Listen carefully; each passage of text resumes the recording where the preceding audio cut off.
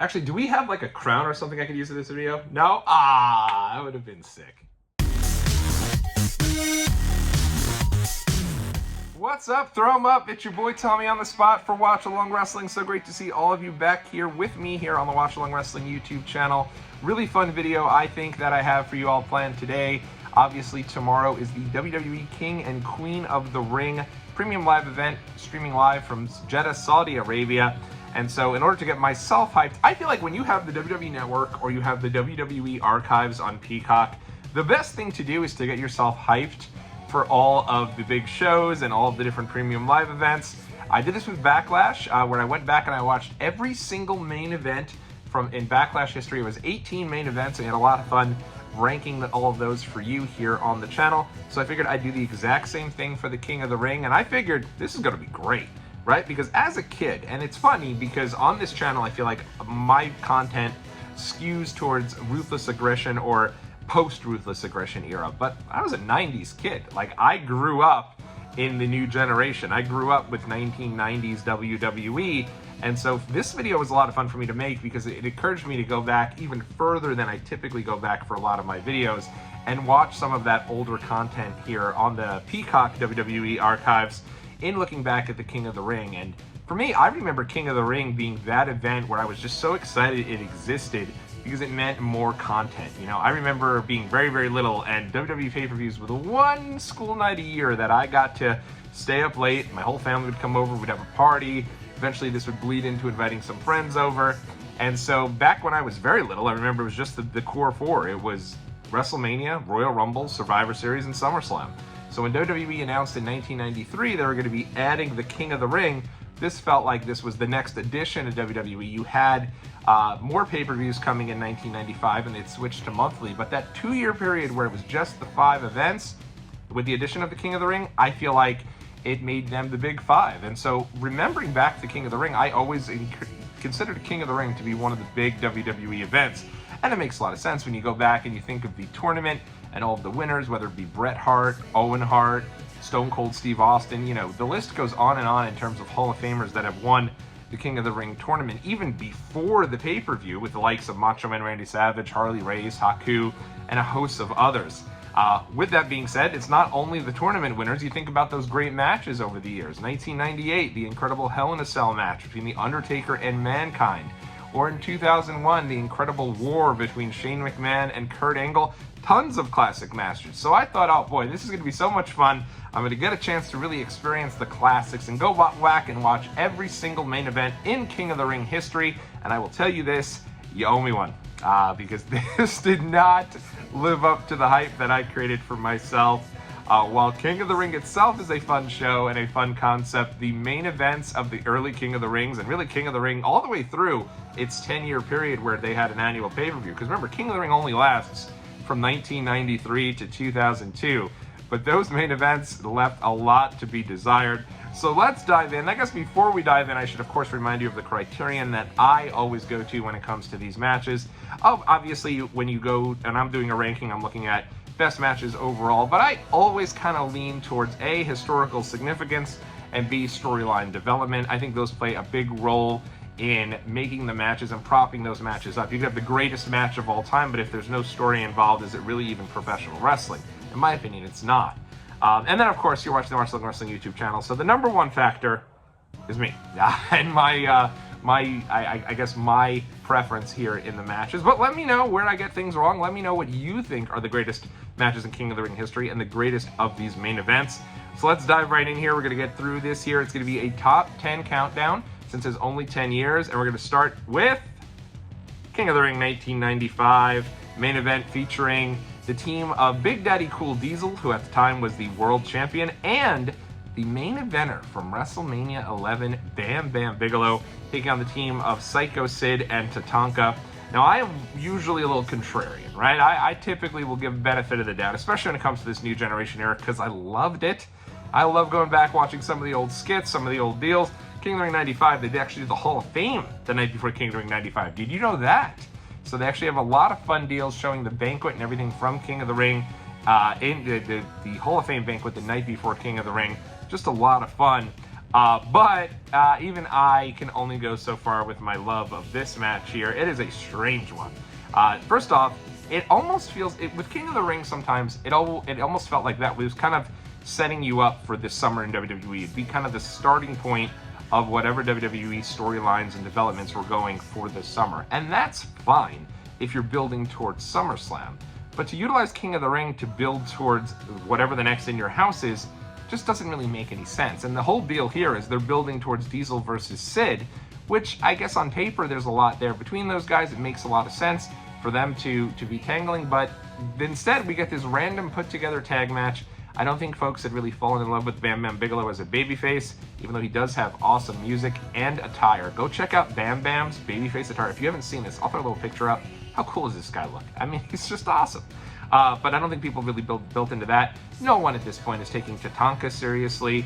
I actually think he cuts a decent promo before this. But at the end of the day, it is what it is. This didn't belong as a pay-per-view main event. I think you could argue this wouldn't belong if you went to like Binghamton, New York. Shout out to Binghamton. If you went to Binghamton, New York for a house show in 1995, you might be able to complain about this main eventing that show, and Binghamton typically only gets a handful of stars, if any. So at the end of the day, and I've been to shows in Binghamton, I love Binghamton, so no disrespect to Binghamton, New York. But at the end of the day, this match it didn't cut it for me. I will say this, though. I don't think WWE had any other real alternatives for main events on this show. I mean, sure, they could have booked the tournament differently, but assuming they didn't do that, were you really going to main event with Savio Vega versus King Mabel? Certainly I would have been thrilled because I was a huge Savio fan, and for many years actually liked this pay-per-view because Savio wrestled on it 4 times in one night. Or were you going to main event with Bret Hart and Jerry Lawler in a Kiss My Foot match? They were limited in 1995, to say the least. Moving right along, this one might surprise you. King of the Ring 2000, the main event featuring The Rock teaming with the Brothers of Destruction, Kane and The Undertaker, to take on Triple H and the McMahons for the WWE World Heavyweight Championship. Now, you might be scratching your head saying, wait a second, a 6-man tag for the world title? Yeah, that's exactly right. It was a little weird, a little clunky here in this one. Anyone who got the pinfall over any of the opponents would be the World Heavyweight Champion. So the idea here is, hey, they're adding the Brothers of Destruction to the Triple H and Rock feud that had been going on, really all throughout 2000, right? I mean, even prior to that, but really through 2000, they were just finding different ways to mix and match and add different elements to the Rock and Triple H feud. You had WrestleMania, it was a 4-way. Backlash, they had their traditional match, probably their best match of the year. Judgment Day, they end up going for an Iron Man match. Now here we are, King of the Ring, they make it a 6-man tag match, and this would continue on for months more in 2000. So I think we were a little fatigued at Triple H and The Rock. I know I was. At this point, I thought this match should have been American Badass Undertaker versus Triple H one-on-one after Taker's debut at Judgment Day, and I still don't know why it wasn't, but I was ready for Taker to get the title here. I thought this was such a cool deal for Undertaker, something so different from the years of us seeing the Dead Man character. But 'twas not to be. Instead, The Rock does get the win and the title over Vince McMahon. There was a little dissension, so like the selling point of this match is, well, how are Taker, Kane, and Rock going to coexist because all 3 of them want the title, which in theory, okay, makes a certain amount of sense. But at the end of the day, again, it was weird, it was clunky, and there was a little dissension between the Brothers of Destruction and The Rock, but The Rock gets in the ring with Vince McMahon alone, hits him with the rock bottom, and gets the win and the title, much to the chagrin of Triple H. So it started to build there, the McMahon, Helmsley era, so to speak, starting to show some crackles there, which, okay, fine, I don't know. Didn't do much for me, and that's why it's number 9 on our countdown. Moving right along over to number 8 on the countdown, we're going back to the King of the Ring 1994, Jerry the King Lawler versus Rowdy Roddy Piper. Funniest part of this match is, first off, gotta love Lawler and Piper, 2 all-time greats, right? But they come out for their match, and Macho Man's on commentary, along with Art Donovan, who's insufferable, and Gorilla Monsoon. I know a lot of people dog on Art Donovan. You think maybe he wasn't that bad. Go watch this match. Art Donovan is so bad. Macho's doing the best he could to kind of jump over him as is Gorilla Monsoon. I can't believe they didn't just thank him for his time and send him home. He was brutal. But they're building this up that now this is WWE New Generation. This is, hey, we have the young guys. This is fun. We're different than the old folks over at WCW. And when this match begins, Macho Man says, oh yeah, new generation, yeah, this is what we do.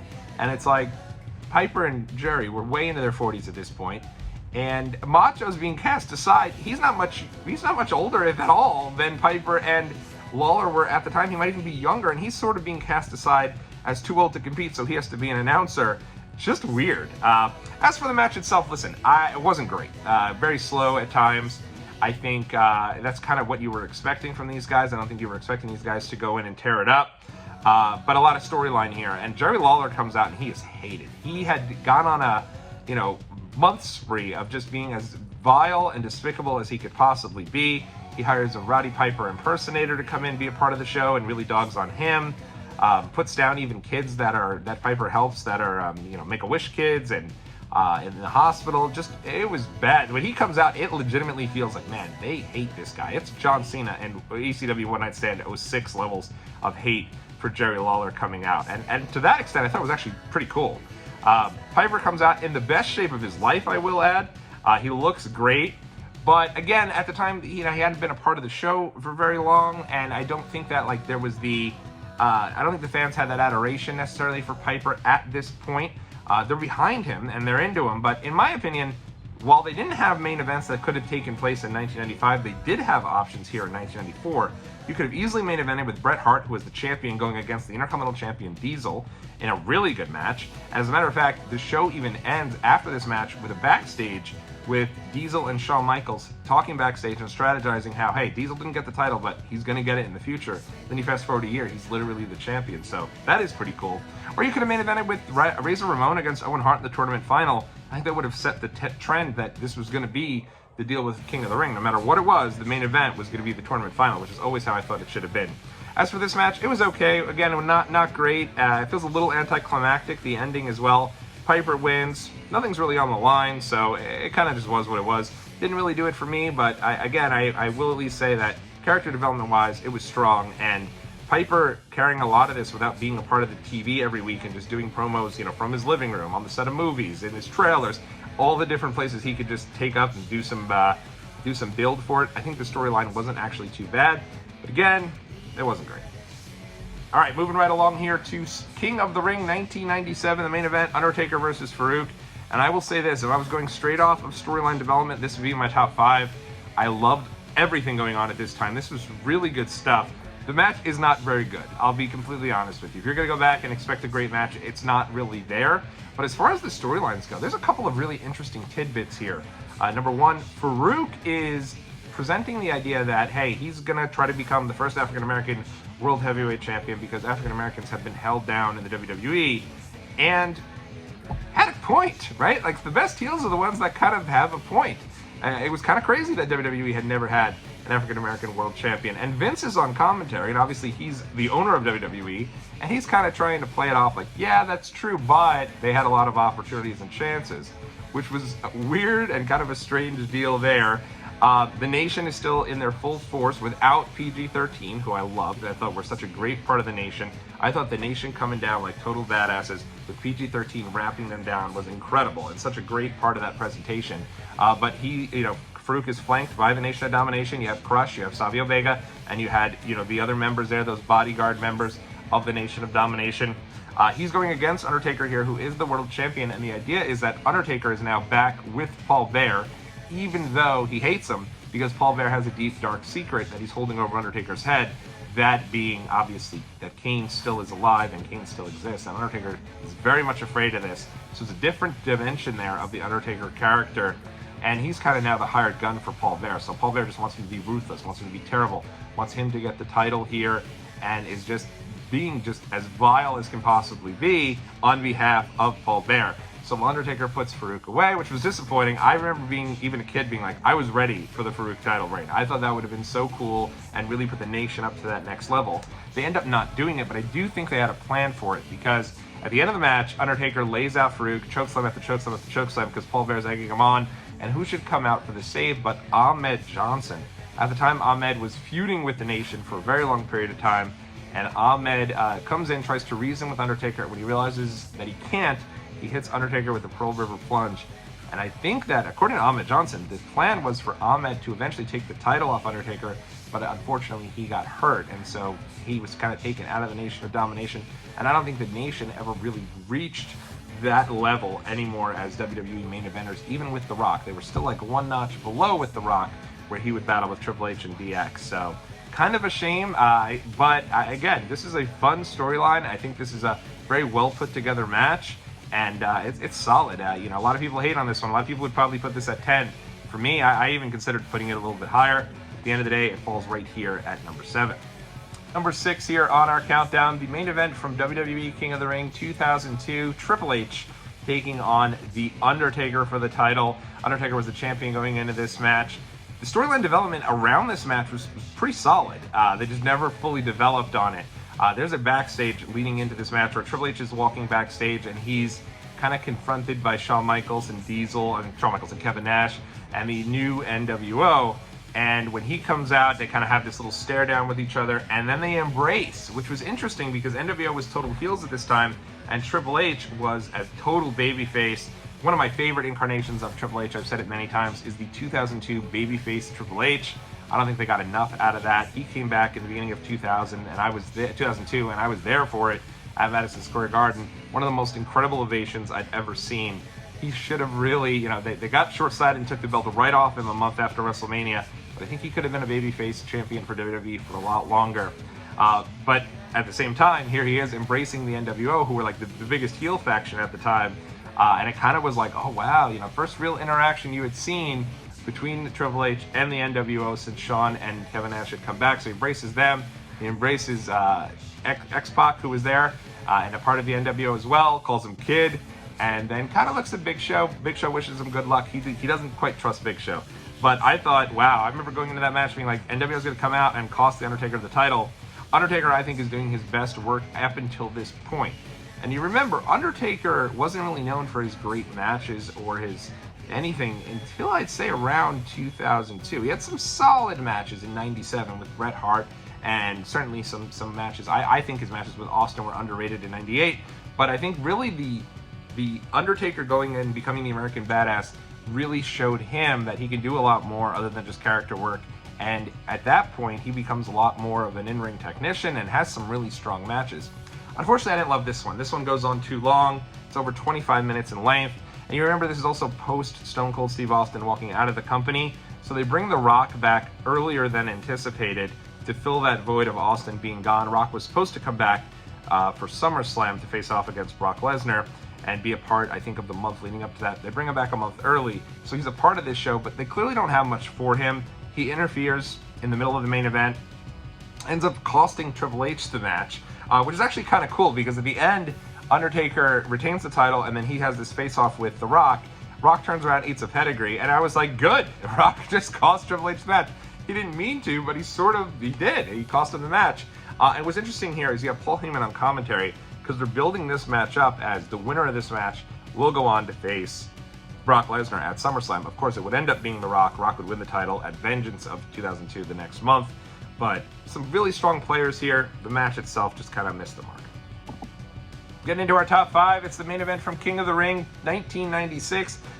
Great Kid Shawn Michaels versus the British Bulldog Davey Boy Smith. In-ring wise, you can make a case this is the best match of the entire 10. You can never go wrong with Shawn Michaels and the British Bulldog. They're just both super solid in ring, and this is another super solid match. With that being said, at this point, I don't think anybody thought Bulldog stood a chance. It's very clear that the big money match that they're leading to is going to be Shawn Michaels versus Vader. Still, Davey and Shawn go over 25 minutes, a good match there. You have Owen on commentary. The weird piece of this one is you have Mr. Perfect as the ref, and I still to this day don't know if the finish on this match was botched. But Perfect is the special guest enforcer. He's not the in-ring ref. So he's there to back up the referee. And at the end of the match, both he and the ref are making 1, 2. Owen pulls Perfect out. Ref just counts to 3. Match ends. To this day, I don't know if maybe the ref wasn't supposed to be in the ring, because clearly they were building up that Owen pulls Perfect out and then say, hey, wasn't it a 2? And Perfect's like, yeah, that was a 2. And then they just quickly move on. So it's kind of a strange main event. And again, this is a case of the King of the Ring being used as a vehicle to promote the next months in your house. Camp Cornette lays out, and Camp Cornette, for those who don't know, maybe you haven't gone back and watched this in a while, British Bulldog, Owen Hart, Vader, representing Jim Cornette, they come out, they lay out Shawn, they're beating him up.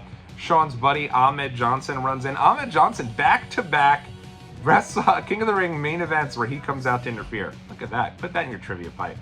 Ahmed comes out for the save, but again, eventually the numbers catch up. They lay them out. And who should come out to save Ahmed and Shawn but the Ultimate Warrior? Always wonder what would have happened if Warrior had lasted through 1996, even a little longer. There was such an interesting piece. I don't think they ever fully got the traction out of the Warrior's return in 96. But this was to set up the international incident, the six-man tag between Camp Cornette going up against the team of Shawn Michaels, Ahmed Johnson, and the Ultimate Warrior. But Warrior would be gone from the company before that match and replaced by Sid. So, with that being said, I thought the match itself was good, but again, you start to, the match itself didn't have that much importance to it, despite being solid in the ring. Number 4, the handicap ladder match. Vince and Shane McMahon taking on Stone Cold Steve Austin for complete control of WWE. At the time, Vince McMahon was revealed to be the higher power in one of the, in my opinion, worst payoffs to a really good angle. Still to this day, do not know why they made Vince McMahon the greater power. It was just a fart in church when he was revealed. It was me, Austin.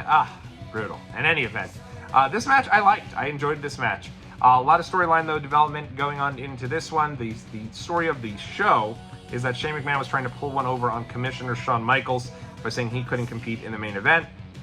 They end up showing GTV backstage. If you remember, talk about a sign of the times. If you remember, GTV revealed he backstage with the posse laughing about how he's totally fine, he could have gotten in the match. Obviously Shawn sees this and Shawn ends up bringing Shane out and replacing the replacement for Shane, who was anybody the Lethal Weapon, Steve Blackman. That's right, it was teased that the main event of King of the Ring 1999 was going to be Vince McMahon and Steve Blackman versus Stone Cold Steve Austin in the Hall of Random there. So instead it was Vince and Shane. Shane does his best here. He's flipping and flopping all over the place. I do think Shane is not the worker he became at this point. He's still a little sloppy, but he's willing to do everything he can for the match to make it good.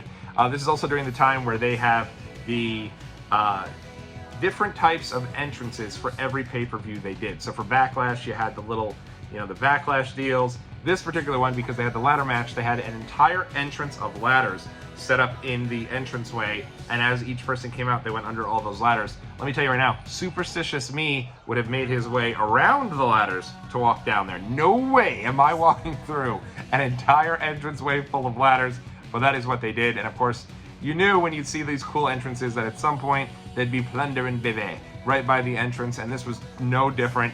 Austin ends up throwing the McMahons through all the ladders, and this great spot where he finally gets the last ladder, knocks it down, and all the ladders go all over them. So this was a lot of fun. The brawling on the outside of the ring, a lot of fun as well. By the tables, Austin takes a nasty bump on his hip right at the side of the table. Ending this match, also crap though, not a fan of it at all. They were doing a deal where Austin, and I remember, this was a lot of fun. Austin he had half of the stake as WWE owner, where he'd go to actually Titan Towers and fire all the people in the suits, encourage people to drink on the job, curse here and there, and wear jean shorts instead of a suit.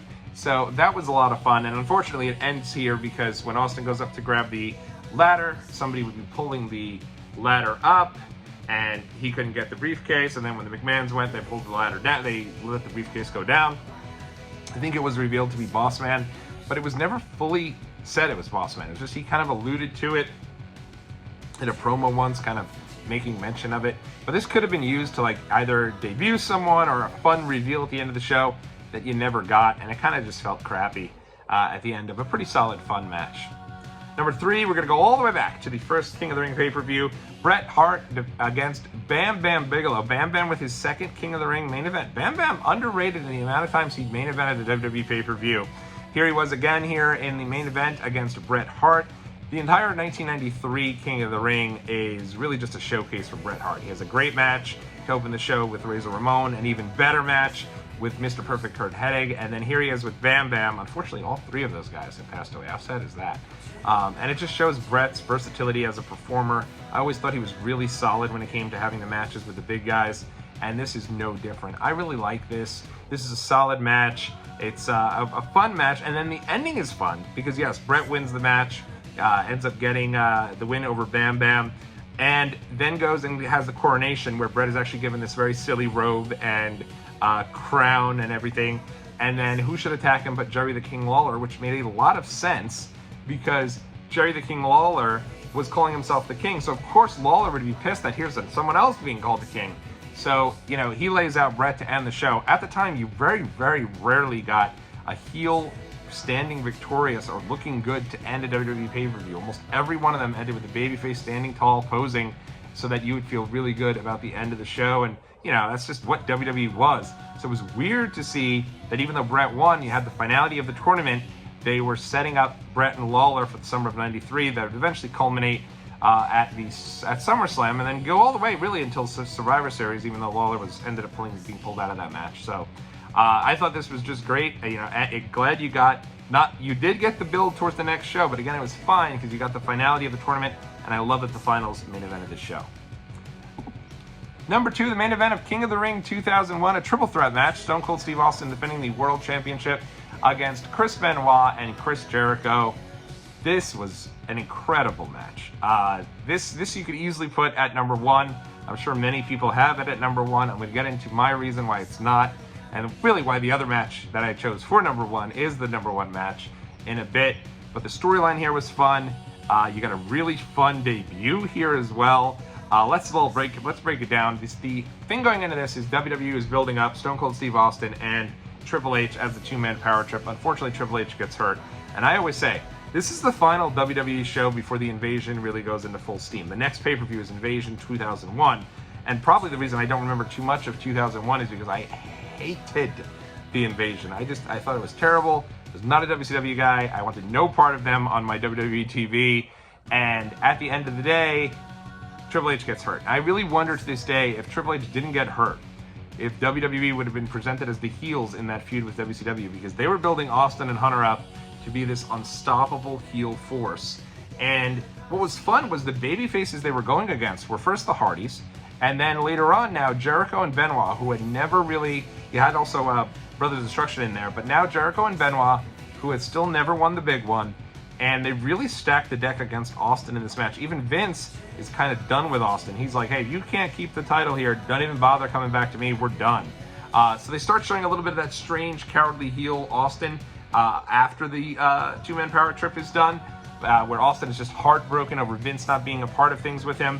And in this match, it really feels, there's a couple times where it felt like Benoit or Jericho was going to be the person to take out Stone Cold and win the title for their very first time in WWE. And I think it would have just been incredible, and would have been a great moment because even while they're battling outside, who should show up for the first time in WWE TV but Booker T, who at the time was the WCW World Champion, the final WCW World Champion after WCW had closed its doors. He shows up, crowd goes ballistic, he attacks Austin, lays him out on the table, and I'm thinking, oh my god, it's now Jericho Benoit, winner's going to be World Champion, this is great. Austin slithers his way back in, gets the win, holds on to the title, and then you get that great moment of him leaving with the incredible Disturbed version of the Stone Cold theme, the best version of the Stone Cold theme. I loved it and really enjoyed this match. This was such good stuff. If you can get past the Benoit stuff, which obviously comes with any one of his matches, and I can't blame anyone who can't, this was really a fun, really good match. Number 1, greatest main event in King of the Ring history for me, in my opinion, King of the Ring 1998. The first blood match between Kane and Stone Cold Steve Austin. King of the Ring 98 is synonymous with one thing, the Hell in a Cell match between The Undertaker and Mankind Mick Foley. It should be. It is the greatest sacrifice, in my opinion, that a wrestler has ever made for the, for the entertainment of the fans and for the betterment of the product and the betterment of the show. Mankind going off of the cell and going through the cell with the chair slamming on his face. Incredible stuff. I give him all the credit in the world for everything that he did, and they put on an incredible match. Because of that match taking place right before the main event, I think this main event is often overlooked. But the storyline going in here is Stone Cold just won the title at WrestleMania 14, the crowning achievement for him. And now here he is 3 months later defending against an unstoppable force in Kane. And the storyline is if Kane doesn't get the win, he's going to set himself on fire. That's the great moment. I will set myself on fire. And the match itself has the gasoline tanks right around the ring. So you're sitting there going, no way is Austin going to lose the belt here. He's the new guy. We've been waiting for him to be built to the new guy. He's finally gotten this crowning achievement. No chance is he going to be losing the title here. We're going to see Kane set himself on fire, that crazy bastard. Instead, what ends up happening here, and one of the things that I thought was, really kind of the moment, is Kane wins the title. It would be the equivalent. Probably not if Logan Paul were to do it, but let's say Cody was feuding with Braun Breaker.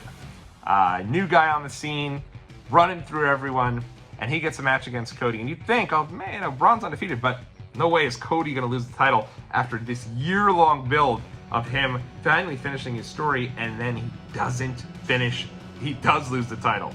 Right after finishing the story, he loses the title 3 months later.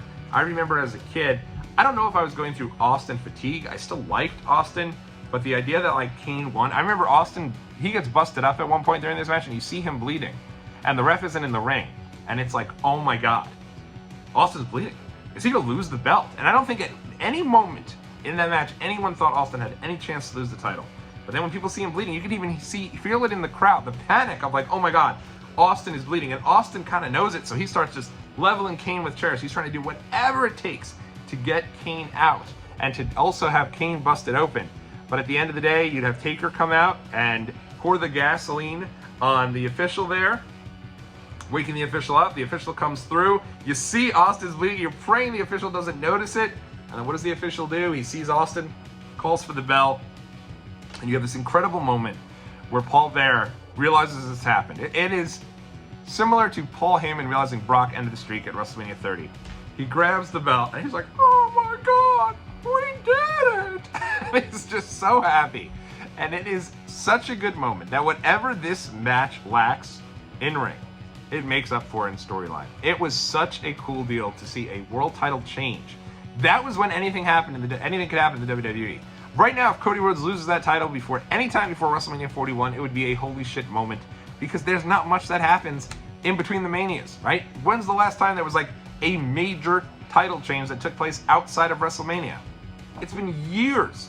And that is something that you loved about old school WWE. Anything could happen in the WWE. Now, one thing that's a little insane here is I do think after the Hell in a Cell match, Mick Foley shouldn't have been on WWE TV for months. I think maybe make a deal where he shows up at SummerSlam looking for his revenge at the end of SummerSlam. Maybe Austin beats Taker to end SummerSlam 98, and here comes Mankind for revenge. That would have been the earliest I would have accepted him. My guy made a main event run-in the next match. I understand why they had to do it, because you had to have something to take Austin's eyes, I guess, off of Kane. But really, after they did that and saw what happened to Mankind, make a pivot. Throw anyone else out there. Poor Mankind comes out there, he looks like The Walking Dead. It's insane that they had Mick Foley do a run-in. But I guess it adds to the mystique of the match. I love this one. This is my favorite of all the King of the Ring main events. Let me know where I may have gotten things wrong in the comment section, and we will talk again real soon on Watch Long Wrestling. Until then, if you're watching this before tomorrow, enjoy the King and the Queen of the Ring. And if you're not, hey, it's timeless. Let me know what your favorite King of the Ring main event was in the comment section below. Take care, everyone.